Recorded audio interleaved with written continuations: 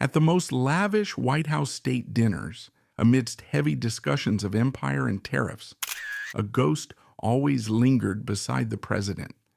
When the First Lady began to seize and foam at the mouth at the dining table, William McKinley did not flinch, nor did he call for a doctor. He simply reached for a white silk napkin, gently draped it over his wife's face to shroud her agonizing contortions, and nonchalantly continued his conversation with the stunned guests. If I do not see the pain, and you do not see the pain, then the pain does not exist. This was more than a polite gesture. It was the manifestation of a blind love, a latent madness, and a bone-deep grief over lost children that gnawed at America's most powerful couple. Behind the steel exterior of this secular saint was a man imprisoned by his own oath of protection, a man who had transformed marriage into a 3-decade-long martyrdom. The act of covering his wife's face was, in reality, merely the final coat of paint on a psychological shield forged long before McKinley ever stepped onto the political stage. This president was not raised to be a politician. He was crafted to be an instrument of duty. The mold that shaped him lay in the iron hands of another man, the man who taught him that emotion was nothing but raw ore that needed to be melted away. William McKinley Sr., the president's father, was a man of the forge. As an iron master, he managed the heat and the pressure required to turn raw ore into something structural. He was a silent man, a man of few words and immense discipline. In the McKinley household, life was viewed through the lens of duty. You did not complain about the heat of the furnace. You managed it. This was the first layer of the shield being forged. The young William, the seventh of 9 children, grew up in an environment where individual desire was always subordinate to the collective stability of the family and the congregation. In the McKinley household, you were responsible for the weights you carried, and you carried them without a change in facial expression. His mother, Nancy Allison McKinley, was the true moral compass of the home. A woman of formidable Methodist conviction, she believed that life was a series of trials sent by God to test the purity of one's spirit. She did not raise a politician. She forged a secular saint, bound by the rigid, unyielding architecture of Methodism. The Methodism of the 1840s was not merely a religion. It was a psychological architecture. It demanded constant self-vigilance. It taught that the internal world must be strictly governed so that the external world remains orderly. This internal government is the key to the tragedy that followed. In his later life, the Iron Master's son was clearly at work. He was treating his own psyche as a foundry, keeping the molten pain contained within the walls of his stoicism so that the structure of his public life would not melt. At 18, as the nation tore itself apart in the Civil War, McKinley refused to seek a commission through political influence. He chose instead to shoulder a musket as a private, a grueling path of service that eventually placed him under the command of Rutherford B. Hayes. The shield was no longer a metaphor. It was now a physical weight of iron and wool. It was during the bloody carnage of Antietam that the shield was tested in fire. While others sought cover, McKinley, then a commissary sergeant, drove a wagon of hot coffee and warm food through the center of the battlefield to reach the men in the trenches. He did not do this out of a desire for glory. He did it because the men were hungry, and it was his job to feed them. He moved through the smoke and the whistling lead with a calm that his fellow soldiers found eerie. It was an instinctive erasure of self, a precedent set in the smoke of Antietam that would eventually define his presidency. He was a man who would walk into a storm if he felt he had a contract with the storm. This wartime experience solidified his psychological state. He learned that the world is a place of sudden, violent loss, and that the only defense against such chaos is an unwavering, almost mechanical devotion to one's post. When the war ended, McKinley returned to Ohio, but he was no longer the boy who had left the forge. He had seen the fragility of the human body and the ease with which a life can be snuffed out. He turned to the law, a profession of rules and boundaries, seeking a way to navigate a society that was rapidly changing. The Gilded Age was beginning, a period of immense material wealth and deep spiritual hollowness. In the booming towns of Ohio, men were making fortunes in coal and steel, but they were doing so in a vacuum of values. McKinley stood out because he seemed to possess a center of gravity that others lacked. He was impeccably dressed, always composed, and possessed a voice that sounded like a benediction. But beneath the polished exterior of the rising lawyer was the ironmaster's discipline. He was looking for something to protect. He was a man with a surplus of devotion and nowhere to invest it. In 1867, he moved to Canton, Ohio. It was here that he met Ida Saxton. To the objective observer, they were a perfect match. She was the daughter of the town's leading banker, vibrant, highly educated, and possessed of a sharp, modern intelligence. She had traveled Europe. She had worked in her father's bank, a rarity for women of the era. She was the light to McKinley's shadow. When he looked at her, he did not just see a wife, he saw a person worthy of the immense protective energy he had been accumulating since his childhood in Niles. Their early courtship was a rare moment of genuine, unclouded hope. They were the golden couple of Canton. Beneath this polished exterior, the first fractures were already widening. Ida was high-strung, a woman of intense sensibilities, in an age that expected women to be either ornaments or servants. McKinley, in his Methodist fervor, worshipped her. He placed her on a pedestal of his own making, a height from which any fall would be catastrophic. He was unaware that he was setting the stage for a tragedy that would last 30 years.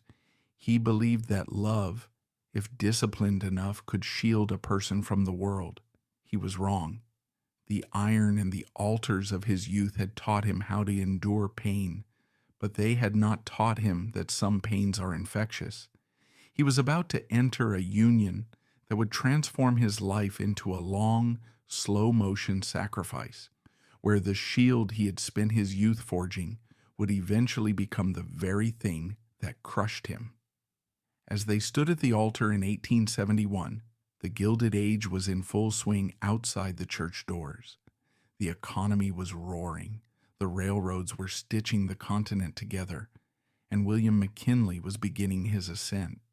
He had no way of knowing that within 5 years the vibrant woman beside him would be a ghost of herself, and the 2 children they were yet to have would be in the ground. He only knew his duty, and in his mind, that duty was to keep the handkerchief ready, to keep the furnace contained, and to never, under any circumstances, let the world see the contortions of the heart. This was the foundation. The boy from the iron town had become a man of stone, ready to face a destiny that would demand more than even iron could provide. The tragedy was not that he failed his wife. The tragedy was that he succeeded in protecting her so well that he disappeared into the shadow of her illness, becoming a martyr to a marriage that had died in everything but name long before he reached the White House. By December 1871, their first daughter, Catherine, affectionately known as Katie, was born, marking a brief golden hour for the McKinley household. For McKinley, Katie was the physical manifestation of his success. He was a man who lived for order and legacy, and in the bright eyes of his daughter, he saw a future that was secure. He doted on her with a focused intensity that bordered on obsession. Even as his law practice grew and his political ambitions began to crystallize, he would rush home to be with his little princess. It was during this brief window that the McKinley household felt the warmth of a normal life. But the philosophy of the Gilded Age was one of brutal volatility, and for the McKinleys, the volatility would not be economic, but biological. The first crack in the foundation appeared in early 1873. Ida was pregnant with their second child when her mother, a woman who had been her primary emotional anchor, died suddenly. In the Victorian era, grief was not merely an emotion, it was a physical state, often managed with seclusion and heavy sedation. Ida, already high-strung and physically delicate, was shattered. This was the moment the shield failed for the first time. William, despite his ironclad devotion, could not protect his wife from the psychological impact of maternal loss. Her grief was not a quiet mourning. It was a total collapse of her nervous system. In this state of extreme emotional duress, Ida gave birth to their second daughter, also named Ida, in April 1873. The child was born into a house of shadows. The infant was weak, perhaps reflecting the physical toll the mother's grief had taken during the pregnancy. The baby lived only 5 months. When the second Ida died in August 1873, something in the mother died with her. The records from this period reveal a catastrophic shift. This was the onset of what doctors then called nervous prostration, a catch-all term for the catastrophic failure of a woman's mental and physical health. But for Ida, it was more specific. It was the beginning of the seizures. The era's medical ignorance transformed her grief into a chemical prison. Prescribed heavy doses of potassium bromide for what was then dismissed as female hysteria. Ida was effectively lobotomized. The vibrant banker's daughter vanished into a fog of lethargy and paranoia, leaving McKinley to care for a woman who was slowly becoming a ghost in her own home. McKinley's response to this was the ultimate expression of his hamartia, the fatal flaw of absolute unyielding devotion. He did not hire a fleet of nurses to handle the messy reality of Ida's illness. He did not commit her to a sanitarium, which would have been the standard move for a man of his rising status. Instead, he made himself the primary custodian of her misery. He became the only person allowed to witness her at her worst. This was a form of tragic romance that the public never saw. Behind the closed doors of their bedroom, the man who would lead America into the 20th century was performing the most menial tasks of a caregiver, wiping away foam, changing soiled linens, and whispering reassurances to a woman who often didn't recognize him. In 1876, the same year the nation celebrated its centennial, McKinley was elected to the U.S. House of Representatives. This marked the beginning of a bizarre split-level existence. In the halls of Congress, McKinley was the Napoleon of the tariff, a man of impeccable dignity and cool, analytical precision. He was the perfect politician for the Gilded Age, a man who looked like he had been carved out of ivory. But his colleagues noticed something strange. McKinley never stayed for the late-night dinners or the cigar-filled rooms where policy was truly made. The moment the gavel fell, he vanished. He moved Ida to Washington, but he refused to buy a house or rent a grand apartment. Instead, they lived in the Ebbett House, a hotel. To the casual observer, this seemed like a choice of convenience, but this choice betrayed a deeper, haunting trauma. McKinley needed a space that was not a home. He could not bear to create another nursery that might fail. A hotel was transient. It was a sanctuary that required no permanence. It also allowed him to have hotel staff on call 24 hours a day should he be summoned to the house floor while Ida was in the throes of an episode. It was at the Ebbett House that the window ritual began, a detail often overlooked by political biographers, but essential to understanding the tragedy. Every afternoon at exactly 3 p.m., regardless of what was happening in Congress, McKinley would excuse himself. He would walk to a window that faced the hotel. Across the street, Ida would be sitting in her window, a pale knitting figure framed by lace curtains. McKinley would wave a white handkerchief. Ida would wave back. This was not a charming gesture of love. It was a desperate psychological anchor. Ida, in her bromide-induced paranoia, believed that if she lost sight of William, he would never return. She believed he would vanish just as her daughters had vanished, just as her mother had vanished. That wave at 3 p.m. was the only thing keeping her from a total psychotic break. For William, it was a daily reminder that he was a prisoner of his own devotion. He was tethered to a window, a man of immense power who could not move more than a few blocks from a knitting woman who was slowly losing her grip on reality. The philosophy of this period in his life is one of profound isolation. McKinley was surrounded by the most powerful men in the world, Blaine, Reed, Hanna, yet he lived in a vacuum. He could not share the reality of his life with them. To admit that the wife of a congressman was a falling sickness sufferer who was addicted to bromides would have been political suicide. So he perfected the mask. He became the most unfathomable man in Washington. His calm was so absolute that it seemed unnatural. It was the calm of a man who had already seen the worst the world could do and was now simply waiting for the next blow. The contradiction was staggering. He spent his days debating the protection of American industry through tariffs, yet he was failing to protect the one thing he cared about most. He was the architect of a national economic shield, while his personal shield was being chipped away every single day by the relentless progression of Ida's illness. He was a man who advocated for the American family as the bedrock of the nation, while his own family was a ghost story, a haunted hotel room filled with the smell of medicine and the sound of a rocking chair. As the 1880s progressed, Ida's condition worsened. The seizures became more frequent, and her mental state became more erratic. She began to develop an obsessive jealousy.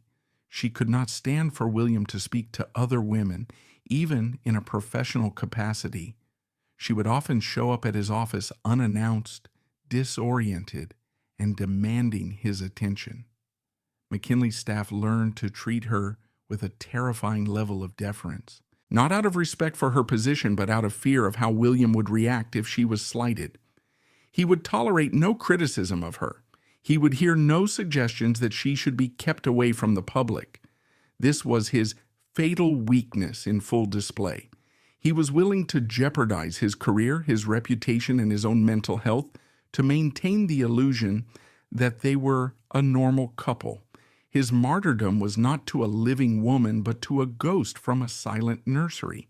He demanded the world bow to this memory, forced to treat a shadow as if it still possessed flesh and blood. By the time the presidency was within reach, McKinley was no longer driven by simple ambition. He was a man seeking a larger stage on which to perform his act of devotion. He wanted to prove that a man could carry the weight of a dying family and a rising nation at the same time. He was looking for a way to make his tragedy meaningful, to turn the silence of the nursery into the thunder of the inaugural parade. But the higher he climbed, the thinner the air became, and the more visible the contortions beneath the handkerchief would become. The Ebbett House was merely a rehearsal for the White House, where the martyr of marriage would finally have to face the ultimate contradiction of his life in the coldest light of all. By the time the 1896 presidential campaign arrived, William McKinley had perfected a skill that few other politicians in American history have ever mastered: the art of the front porch. To the public, the front porch campaign was a masterstroke of political strategy. Thousands of people traveling by rail to McKinley's home in Canton, Ohio, to hear him speak from the steps of his residence. It portrayed him as a man of the people, a humble servant who didn't need to chase votes across the country. Yet this iconic front porch was less a political tactic than a medical necessity. McKinley could not leave Canton for months on end because he could not leave Ida. Every speech delivered from that porch was a performance choreographed around the proximity of a woman who might collapse at any moment in the room behind him. When he won the election and moved into the White House in March 1897, the shield moved with him. But the White House is not a private home in Ohio. It is a glass cage, a place where the private tragedies of a family are chewed over by the press, the opposition, and the curious public. For McKinley, the presidency was the ultimate test of his hamartia. He was now the leader of a nation emerging as a global power, yet his primary focus remained the minute-to-minute management of a neurological disaster. The most striking manifestation of this struggle occurred in the dining room. In the late 19th century, White House protocol was ironclad. At formal state dinners, the president and the first lady were never seated together. They sat at opposite ends of a long mahogany table, a physical distance meant to signify their separate roles as the nation's host and hostess. McKinley, however, looked at this tradition and saw a death trap. If Ida were seated at the far end of the table and a seizure struck, he would be powerless to reach her. He would have to watch from 30 feet away as she fell or contorted in front of foreign dignitaries. To the horror of the State Department's protocol officers, McKinley abolished the rule. He insisted that Ida sit directly to his right. This was more than a breach of etiquette. It was a public admission of her fragility. It signaled to everyone in the room that the First Lady was not a functional partner, but a ward of the President. The dinners themselves were exercises in high-tension theater. Amidst the scent of hothouse roses and the clinking of silver, conversations about the annexation of Hawaii or the brewing conflict in Cuba filled the air. In the center of it all sat Ida, often dressed in heavy, elaborate gowns of blue or gray, her hands encased in white gloves, knitting obsessively even at the dinner table. Her eyes would often be glazed over, a result of the chronic bromide use that kept her in a state of semi-permanent sedation.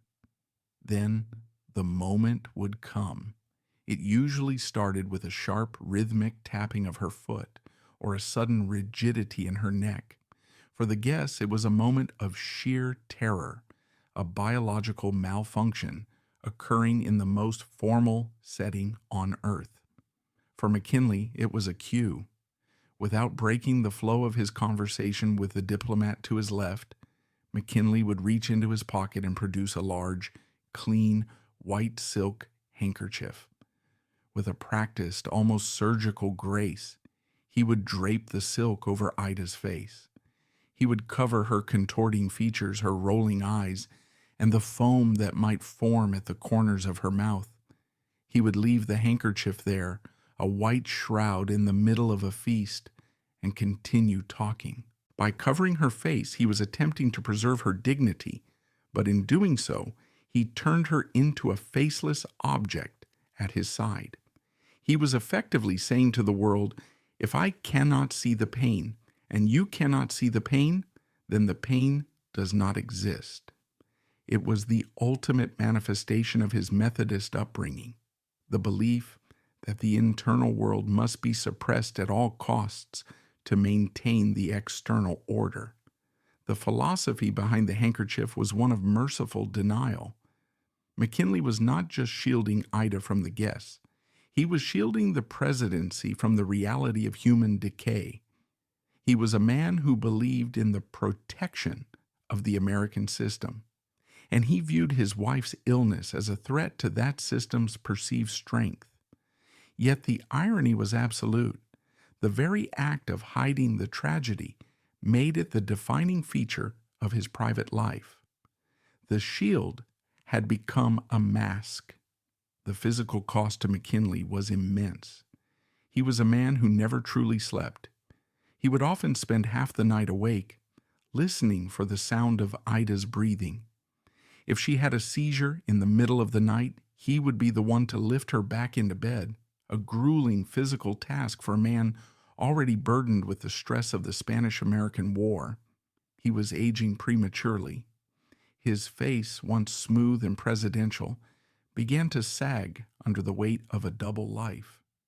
There is a documented instance during a meeting with his cabinet where McKinley suddenly stopped speaking mid-sentence. He stood up, walked to the door, and looked down the hall toward the family quarters. He stood there for a full minute, silent, listening. He then turned back and resumed the meeting as if nothing had happened. He was constantly tethered to her, a psychological umbilical cord that stretched through the halls of the White House.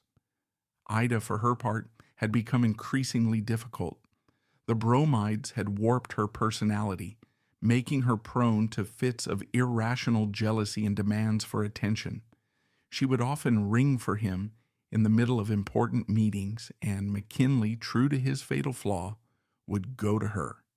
He would leave senators and generals waiting while he went to reassure a woman who was crying because she couldn't find her knitting needles. McKinley's refusal to delegate her care meant that he was essentially a part-time president and a full-time nurse. He was a man of the Gilded Age, where everything was about expansion and power, yet his own world had shrunk to the size of a silk handkerchief.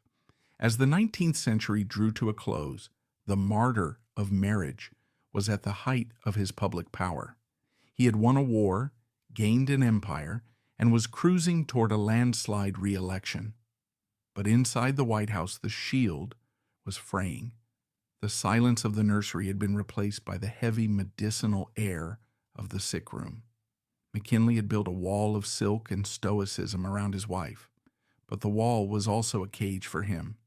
He was a man waiting for a blow that he knew was coming, though he could never have guessed that the final blow would not come from Ida's failing health, but from a man with a handkerchief of his own, waiting in the shadows of a Buffalo afternoon. The state dinners continued. The handkerchief was deployed, and the guests looked away in polite, horrified silence.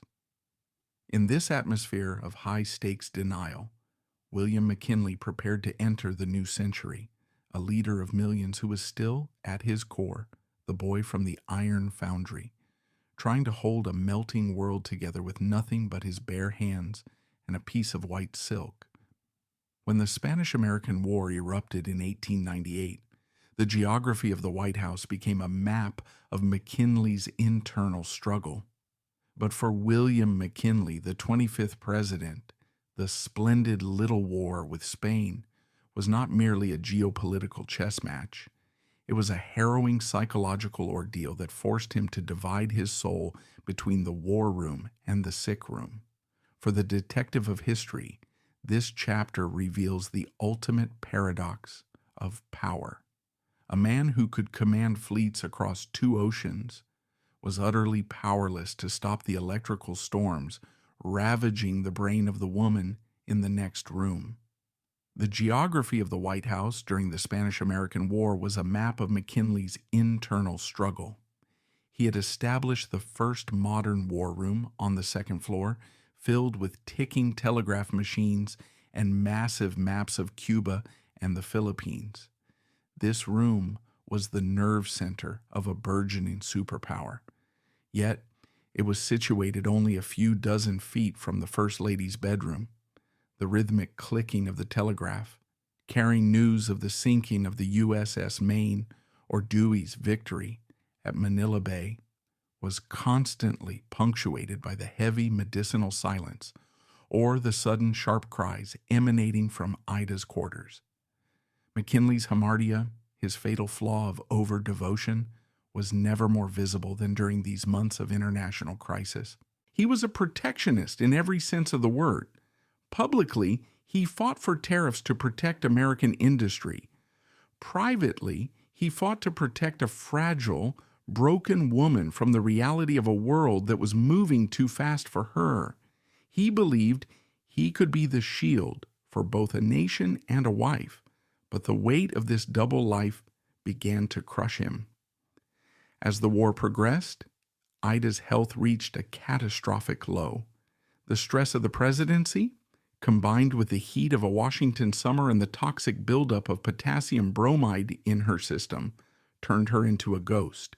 She became increasingly paranoid. In her warped mental state, she viewed the war not as a national struggle, but as a rival for her husband's attention.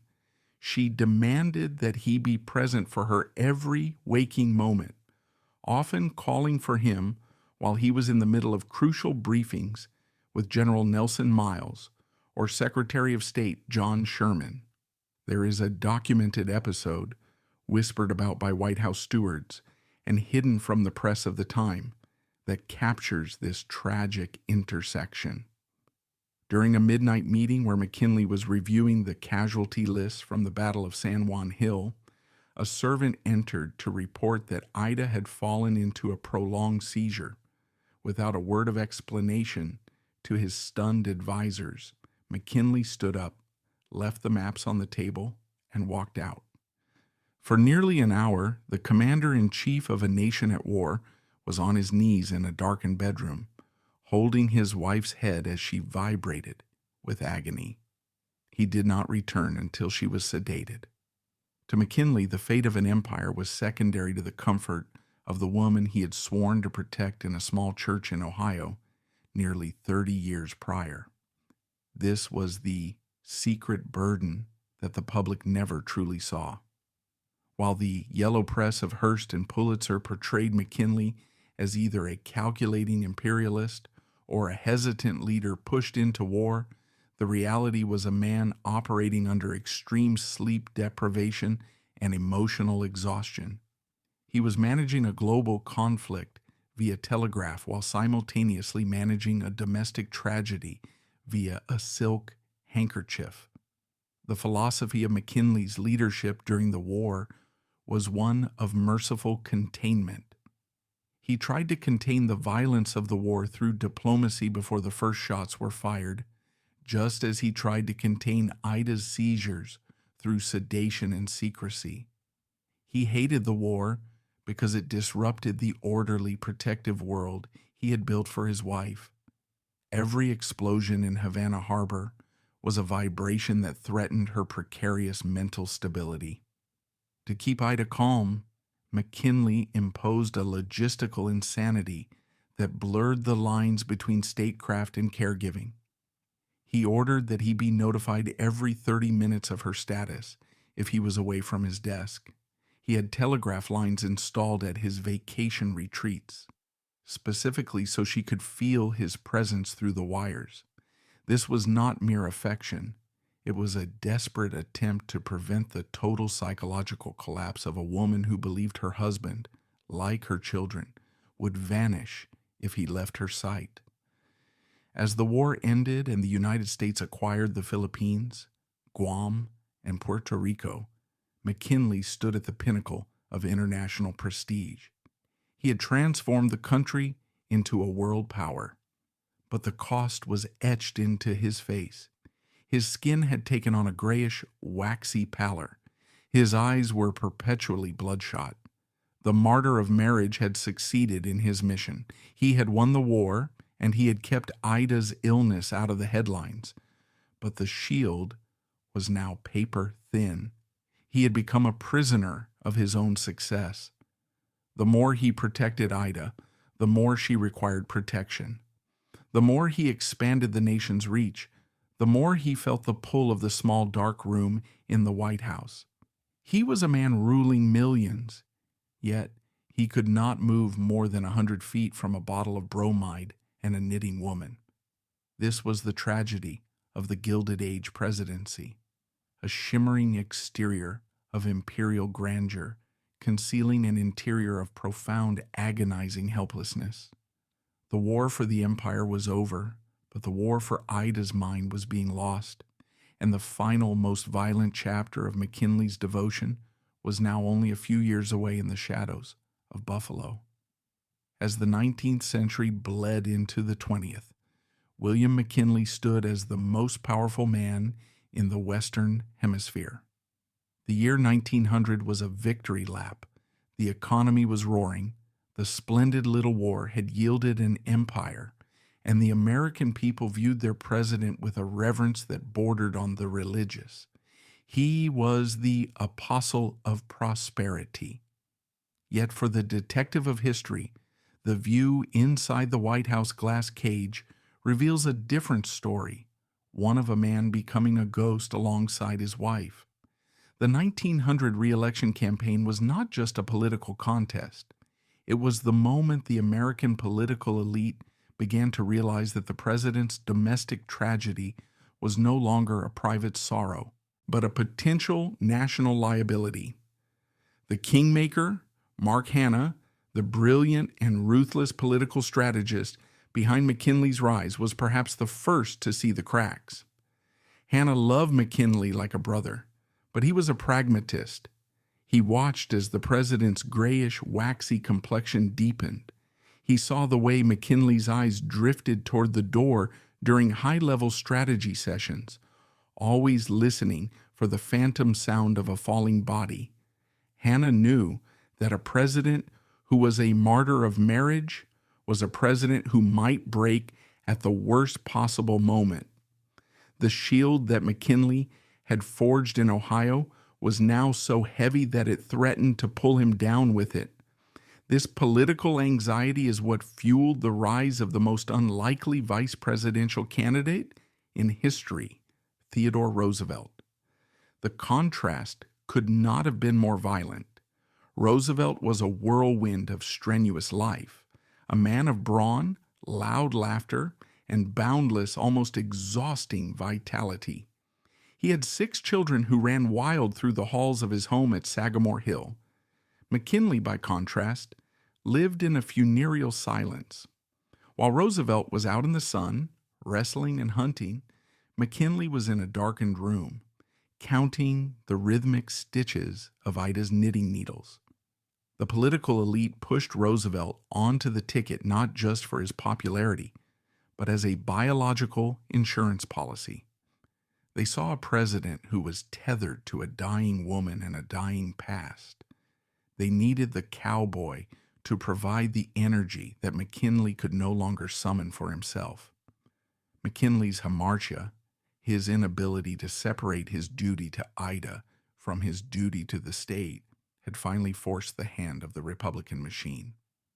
During the 1900 campaign, the front porch strategy was employed once more. McKinley again refused to leave Ida for long periods. He remained in Canton, a figure of granite stability, while Roosevelt tore across the country like a prairie fire. But inside the McKinley home, the atmosphere was suffocating. Ida's condition had entered a new, more sinister phase. The bromide addiction had caused her hair to thin and her skin to become translucent. She became obsessively jealous of Roosevelt's wife, Edith, and the sheer number of Roosevelt children. To Ida, the Roosevelt family was a living taunt, a reminder of the nursery that had remained silent for 25 years. McKinley's response was to double down on his devotion. He began to indulge Ida's most irrational whims to keep her calm. If she demanded he leave a meeting to sit with her while she napped, he went. If she insisted on attending a public event despite a looming seizure, he allowed it, merely gripping the white silk handkerchief tighter in his pocket. The tragic romance had become a form of codependency that defied political logic. He was no longer just her husband. He was her enabler, her bodyguard, and her priest. The philosophy of this period is one of profound psychological isolation. McKinley was surrounded by men who worshipped power, yet he was obsessed with fragility. He lived in a world of protection, but he was realizing that the one thing he could not protect was time. The 20th century was arriving with its machines, its speed, and its noise, everything that Ida's fragile nervous system could not handle. By trying to keep her in the 19th century, McKinley was effectively removing himself from the 20th. The detective of history must also examine the knitting ritual as a forensic artifact of their life. By 1900, Ida had crocheted and knitted thousands of pairs of baby slippers. She gave them away to charities and friends. It was a staggering, repetitive output. Critics saw it as a quaint hobby, but it was actually a repetitive, compulsive behavior triggered by the bromides and the unresolved grief of her lost children. Each pair of slippers was a phantom for a daughter she couldn't keep. McKinley would sit and watch her for hours, the rhythmic clicking of the needles acting as the soundtrack to his presidency. He found it soothing. Others found it macabre. As the votes came in on election night in November 1900, McKinley won a crushing victory. He was the master of the New World. But as he stood on the balcony to greet the cheering crowds, he was holding Ida's hand so tightly that his knuckles were white. He wasn't celebrating a mandate. He was bracing her for the noise of the fireworks. He was a man at the height of his public glory, yet his internal life was a landscape of ruins. The political elite whispered that McKinley wouldn't survive a second term, not because of an assassin's bullet, which no one yet suspected, but because he was being consumed by the woman at his side. They saw him as a candle burning at both ends, the light provided to the nation and the heat provided to the sick room. The shield was no longer protecting him. It was becoming his shroud. He was entering the final year of his life as a man who had won everything the world could offer, but who was still searching for a way to stop the seizures of a woman who was already halfway to the grave.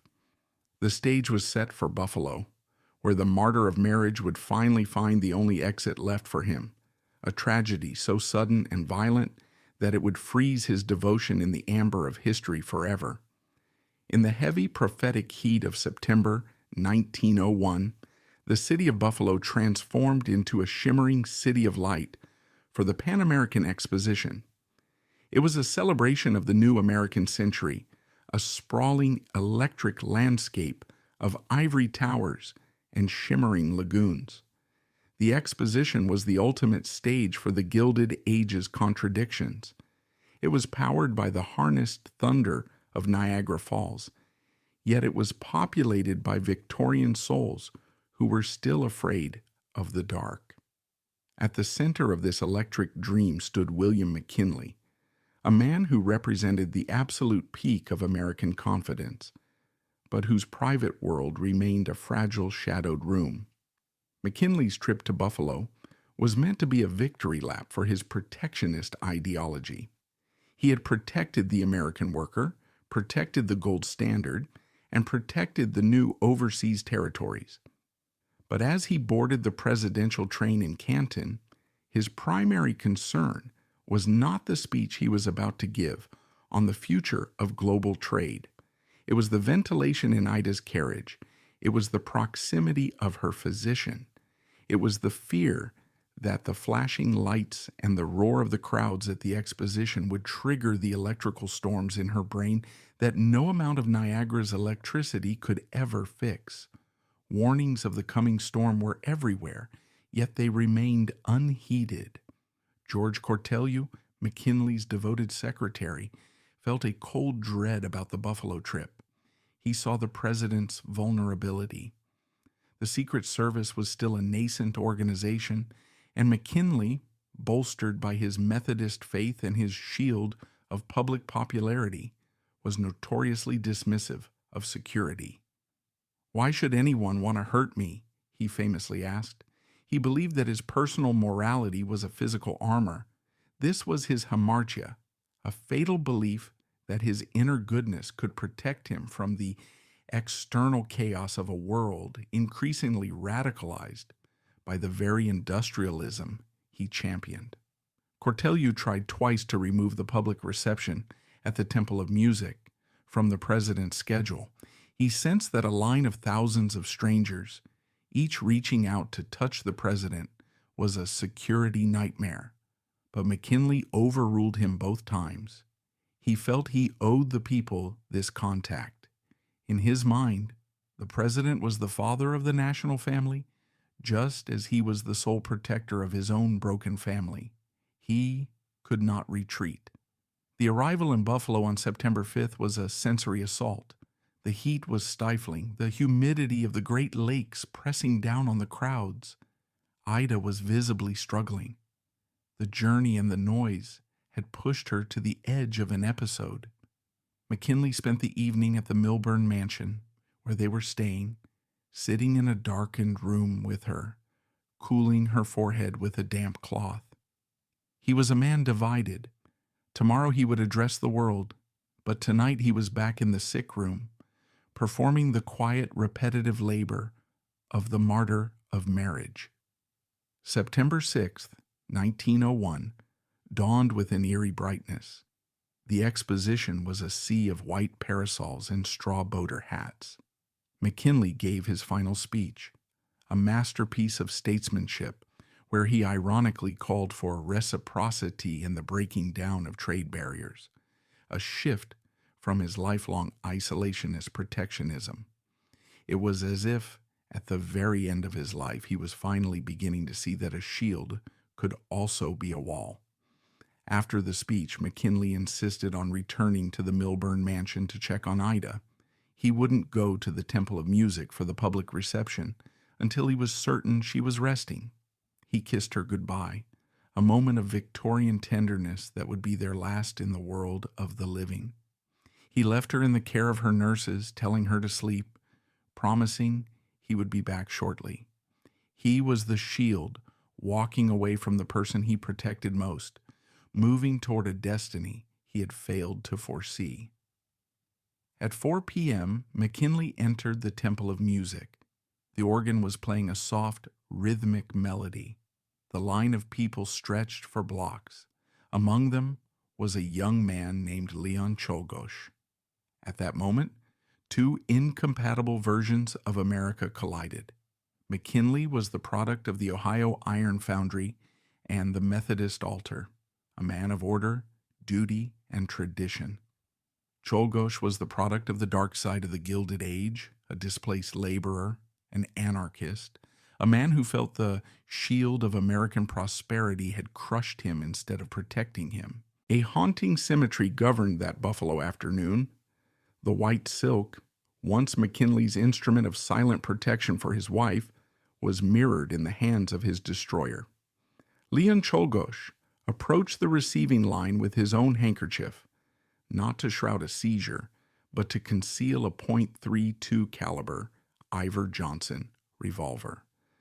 The tool of the martyr had become the weapon of the assassin. It was wrapped around his right hand, appearing to be a bandage for an injury. Inside that cloth was not a gesture of protection, but a .32 caliber Iver Johnson revolver. As McKinley reached out his hand, the hand of the shield, to greet the man he thought was a fellow citizen, Czolgosz fired 2 shots at point-blank range. The Temple of Music exploded into chaos. Secret Service agents and Buffalo police tackled the assassin, beating him bloody. But in the center of the storm, William McKinley stood for a moment, eerily calm, as if the iron of his youth had finally returned to his spine. He clutched his stomach, his white vest beginning to bloom with a crimson stain.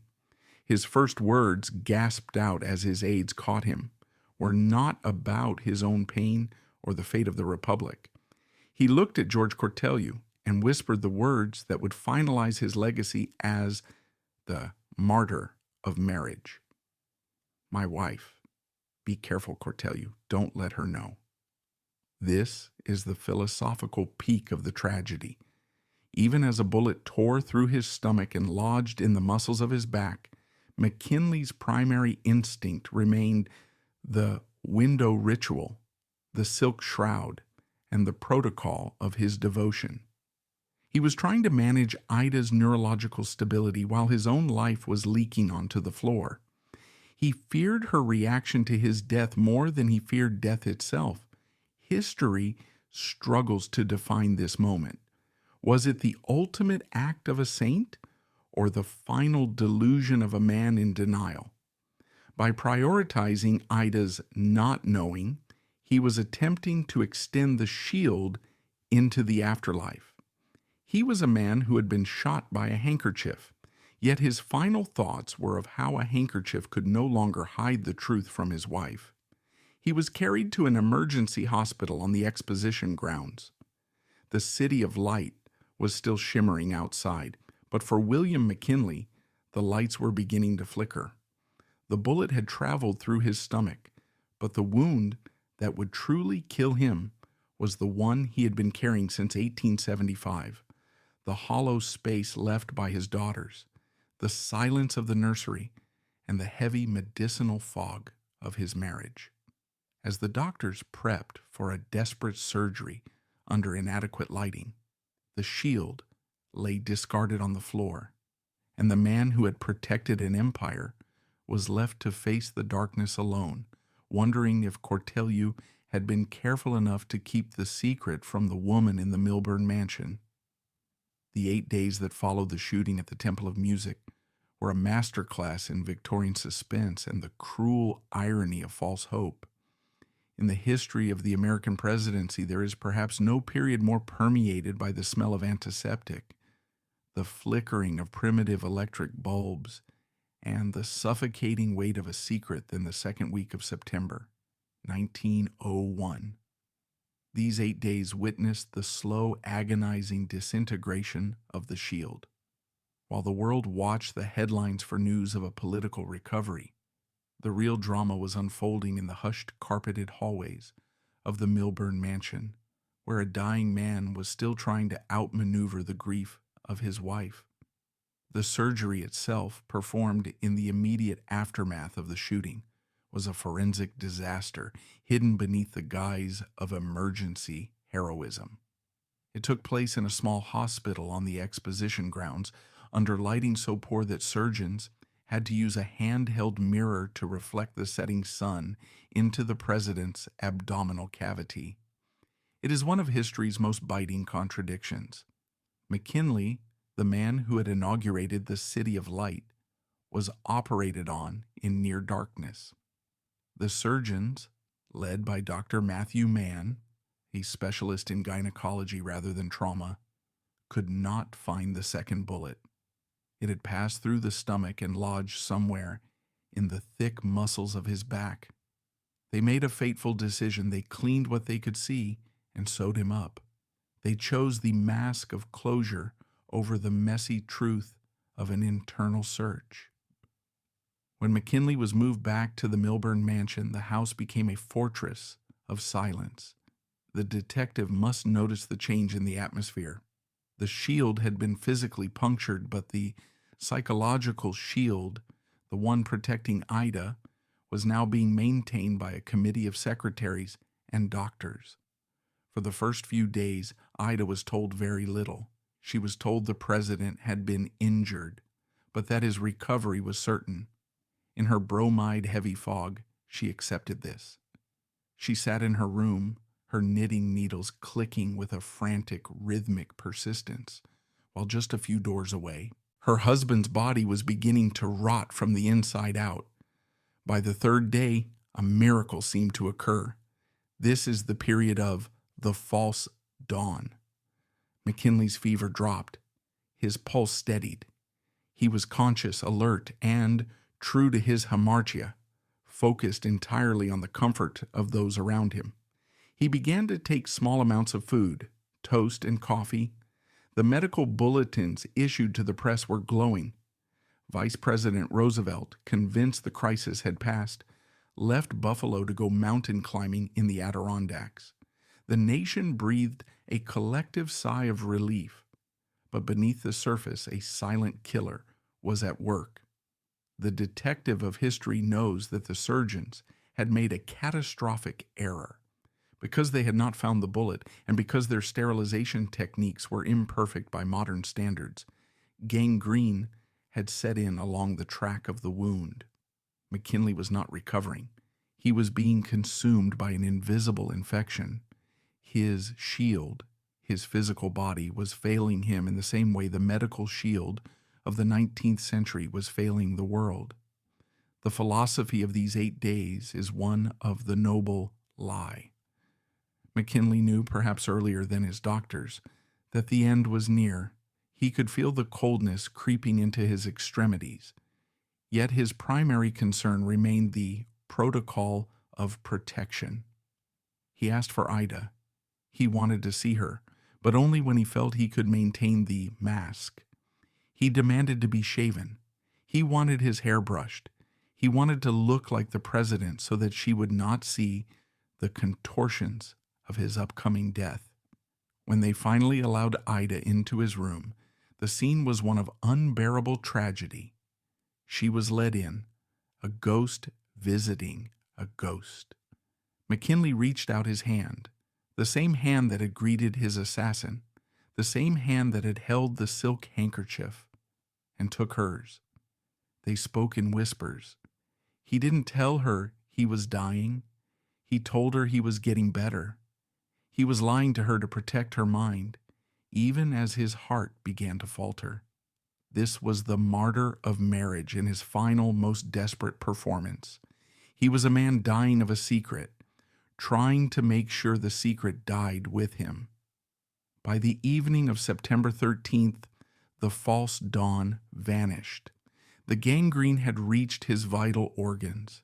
His heart, weakened by decades of stress and the constant strain of his dual life, began to give way.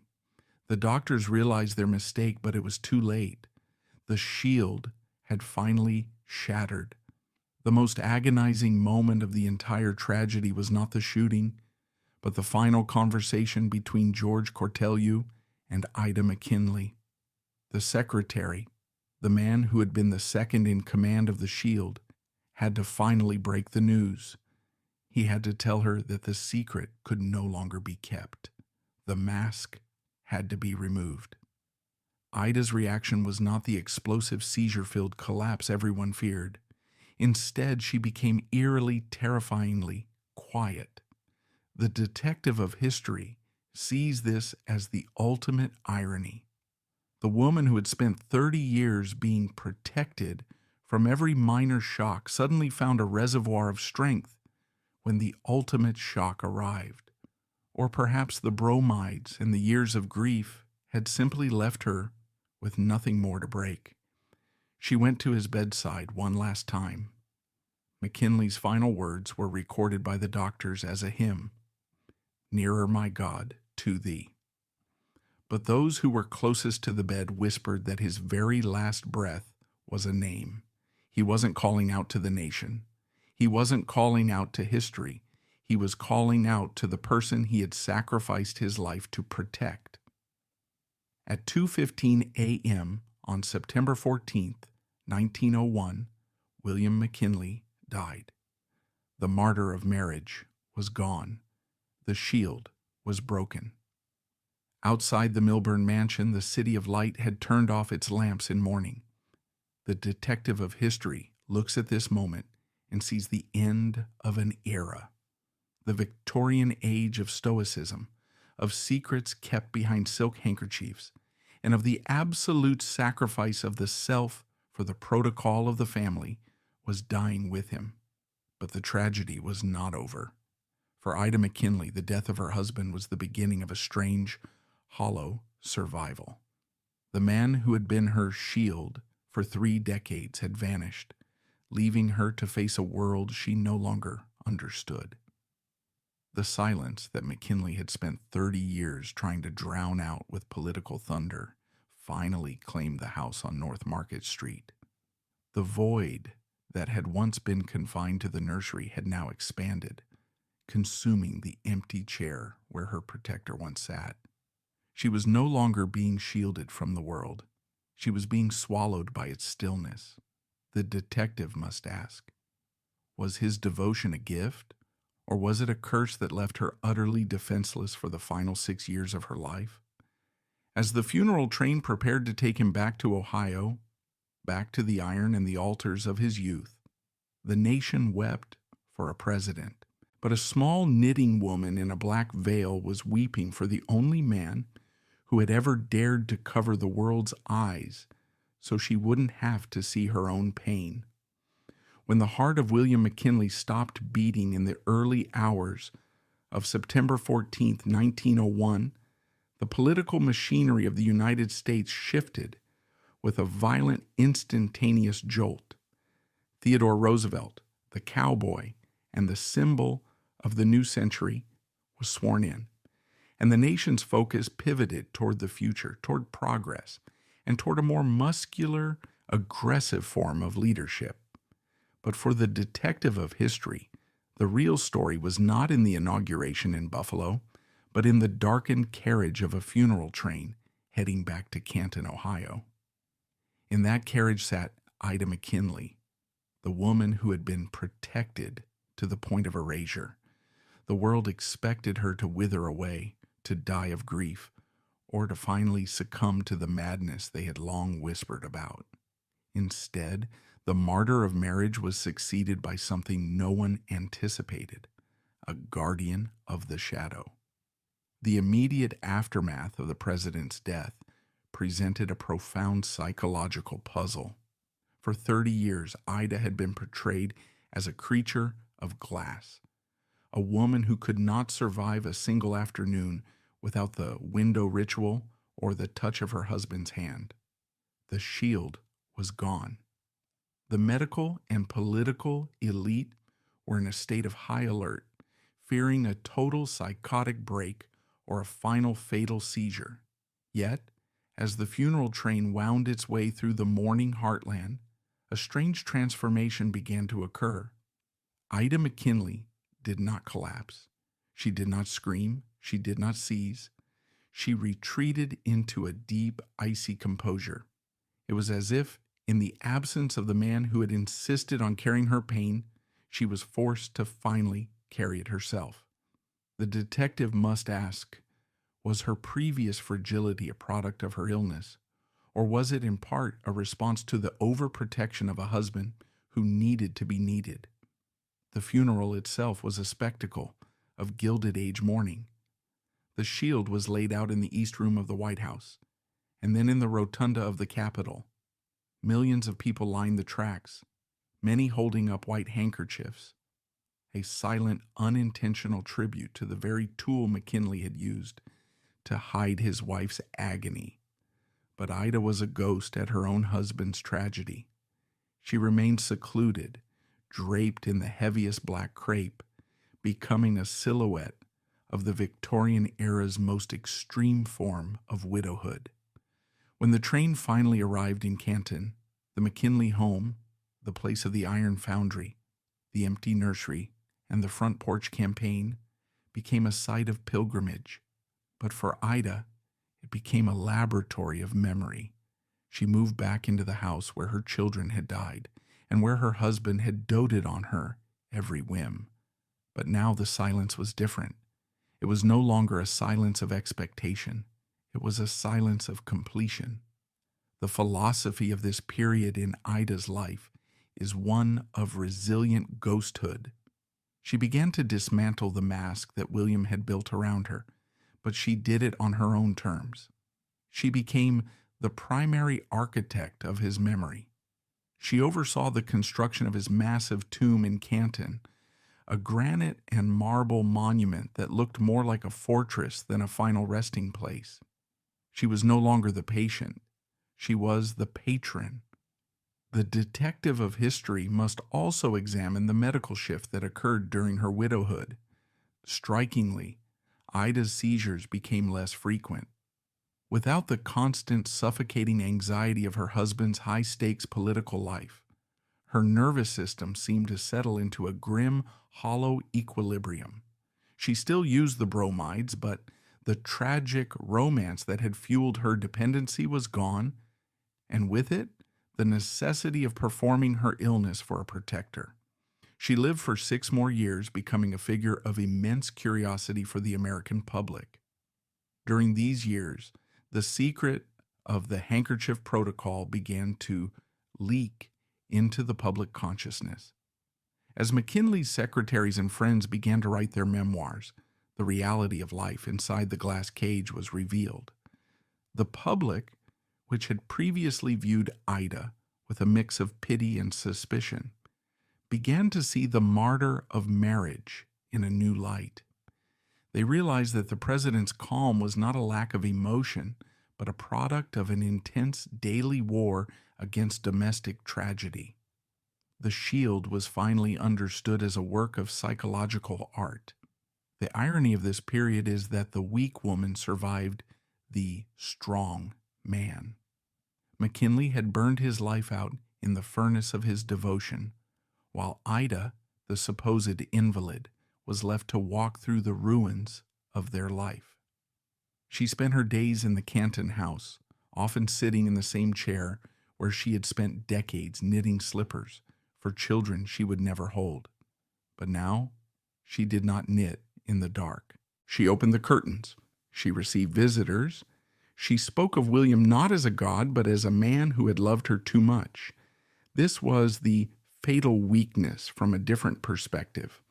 McKinley's overprotection had been a form of control, a way to keep the chaos of the world at bay by focusing all his energy on one fragile point. When he died, the point didn't shatter, it hardened. Ida McKinley became a living testament to the fact that even the most profound dependency can be replaced by a cold, enduring strength. The detective of history looks at the empty mansion in Canton and sees a philosophical reflection on the nature of the shield. A shield protects, but it also obscures. It prevents injury, but it also prevents growth. For 30 years, William McKinley had been the wall between Ida and the wind. When the wall fell, the wind did not blow her away, it turned her to stone. As the first decade of the 20th century progressed, Ida McKinley became the Grand Dame of Canton, a relic of a more formal, more tragic time. She watched as the world moved on to Roosevelt's big stick and the rise of the motor car and the airplane. She remained in the Gilded Age, a woman who had lived through the death of her children, the death of her health, and the violent death of her husband. She was the final piece of evidence in the mystery of William McKinley's soul. He had tried to give her everything, and in doing so, he had given her a life that was nothing but a long wait for the end. The tragic romance reached its true end not in the electric chaos of Buffalo, but in the sterile, medicine-heavy silence of Canton. It was here that a woman never permitted to stand alone finally discovered a terrifying truth. The stillness of an empty house was easier to bear than the suffocating devotion of a man who had spent a lifetime trying to hide her from herself. The martyr of marriage had fulfilled his vow. He had protected her until his last breath, and in doing so, he had left her with a legacy of loneliness that was as grand and as cold as the marble tomb he had earned. The story of William McKinley does not end with the echo of an assassin's revolver, nor does it conclude with the closing of a casket lid in Buffalo. For the detective of history, the true finale of this tragedy lies in the 6 years of hollow survival that followed, a period where the shield was gone, and the woman it protected was left to stand alone in the wreckage of a Gilded Age dynasty. When the state funerals were over and the grand speeches about the Apostle of Prosperity had faded into the archives, Ida McKinley returned to the house on North Market Street. This house was the crucible of her life. It was here that she had lived as a vibrant bride, here that she had birthed and buried 2 children, and here that her husband had performed the front porch theater that captivated a nation. But in 1902, the house was a laboratory of ghosts. The detective of history observes a startling change in the widow. Without the constant looming pressure of being a president's wife, without the glass cage of the White House, Ida did not spiral into the terminal madness everyone expected. Instead, she became a professional mourner, a curator of her own tragedy. She spent her days in a black-draped room, surrounded by portraits of William and the preserved mementos of her dead daughters. She continued to knit her baby slippers, but now the pace was slower, less frantic. The bromides still clouded her mind, but the seizures, interestingly, became less frequent. This is the great irony of the McKinley mystery. The woman who was too fragile to live without her husband's constant presence ended up being the one to outlast him, enduring the silence that he had spent 30 years trying to drown out. She visited his temporary vault every single day, regardless of the weather. She would sit there for hours, talking to the stone, perhaps seeking the shield that had once been her only defense against the world. But as the detective looks closer, a deeper truth emerges.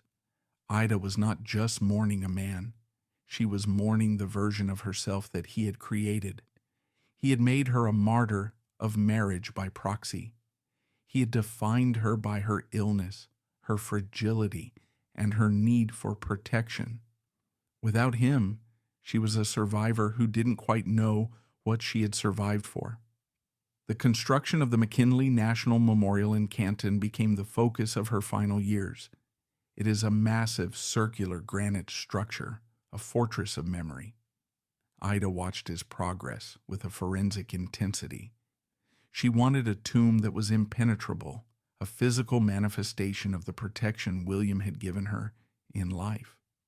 When the monument was finally dedicated in 1907, just weeks before her own death, it stood as a symbol of the Victorian era's obsession with the noble tragedy. It was a shield made of stone, designed to hide the messy, painful reality of their lives beneath a veneer of imperial grandeur. Ida McKinley died on May 26, 1907. She was 60 years old. In her final moments, she did not call for the bromides or the handkerchief. She died in the same quiet, resolute manner that she had lived her widowhood. She was laid to rest beside William and their two daughters, Katie and Ida, finally reuniting the family that had been shattered in the 1870s. The nursery was no longer empty. It was simply relocated to the interior of a granite hill. The family tragedy of William McKinley is a testament to the fact that power, even the highest power in the world, is no armor against the fundamental sorrows of the human condition. For the detective of history, McKinley's life is a case study in the fatality of devotion. His hamartia was not ambition, but a profound, unyielding sense of duty that blurred the line between love and control. He was the martyr of marriage because he chose to carry a burden that was too heavy for one man to bear. By using his shield, the silk handkerchief, the broken protocols, the constant secrecy, he succeeded in protecting Ida's dignity, but he did so at the cost of his own soul. He became a man of stone, a man of masks, who could never admit to the world or perhaps to himself the scale of his heartbreak. His devotion was a tragedy because it was rooted in denial. He tried to hide the falling sickness and the grief for his lost children behind the majesty of the presidency, but in the end, the secret was more powerful than the man. The lesson of the McKinley tragedy is a philosophical one. It teaches us that protective love, while noble, can also be a form of imprisonment. By shielding Ida from the world, William McKinley also shielded himself from reality. He transformed a domestic tragedy into a national myth, creating a legacy of stoicism that still haunts the American presidency. In the context of the Gilded Age, a period defined by the gap between the shimmering exterior and the rotting interior, the McKinleys were the ultimate icons. They represented the peak of American industrial strength and the depth of Victorian personal sorrow. Their story encourages us to look past the handkerchief of history and see the human beings underneath. The ironmaster's son who couldn't stop trying to forge a safe world, and the banker's daughter who found her strength only after her protector was gone. Today, the monument in Canton stands as a silent witness to this tragic romance. It reminds us that every leader carries a private cross, and that the greatest wars are often fought not on battlefields, but in the darkened rooms of the heart. William McKinley was a man of the forge, a man of the war, and a man of the state. But he will forever be remembered as the man who reached into his pocket to cover a contorting face, proving that even in the highest office, the most significant act a person can perform is to hold a hand in the dark. The shield is now a part of history, but the echoes of the martyr of marriage remain, a haunting reminder that some tragedies are too deep for even the most powerful man to hide.